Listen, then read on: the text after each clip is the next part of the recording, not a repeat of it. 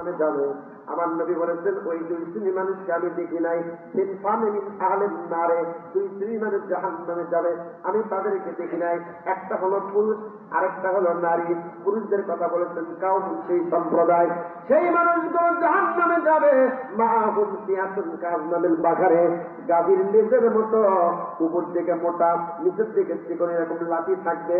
এই লাঠিগুলো দিয়া ইয়াজরিবুনা নাসা ইয়াজরিবুনা বিহান নাস, মানুষকে মারবে। কোথায় কোথায় যারা বউ পেটো, বউকে যারা মারো, নিশ্চিত মনে রেখো তোমাদেরকে জাহান্নামে যেতে হবে। আল্লাহ নবীর কাছে একজন সাহাবী এসে বলতো, ইয়া রাসূলুল্লাহ, ইয়া হাবিবাল্লাহ, আমি আমার বউকে মারতে চাই, বউকে পিটতে চাই, বউকে মারাকে জায়েজ আছে? নবী কয় হ্যাঁ, অবশ্যই মারা জায়েজ আছে, কোনো সন্দেহ নাই। এবার নবীর সাহাবী বউকে মারার জন্য যায়। আল্লাহ নবী কয় শোনো শোনো, দাঁড়াও, কেমনে মারবা, মারার সিস্টেমটা জেনে যাও। সুবহানাল্লাহ বলেন। বউকে মারার সিস্টেম আমার নবী শিখাই দিয়েছেন। জোরে বলেন মারহাবা।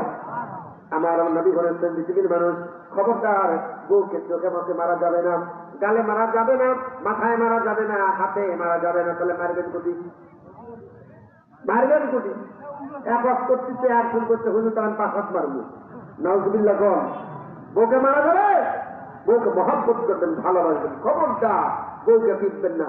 রাসূল বলেছেন যখন বউকে মারবেন তখন 1 টাকার একটা পান্টি দিবেন, মাথার সামনে চুল ধরবেন, 1 টাকার পান্টি দিয়ে এরকম করে হাতে বাড়ি মারবেন।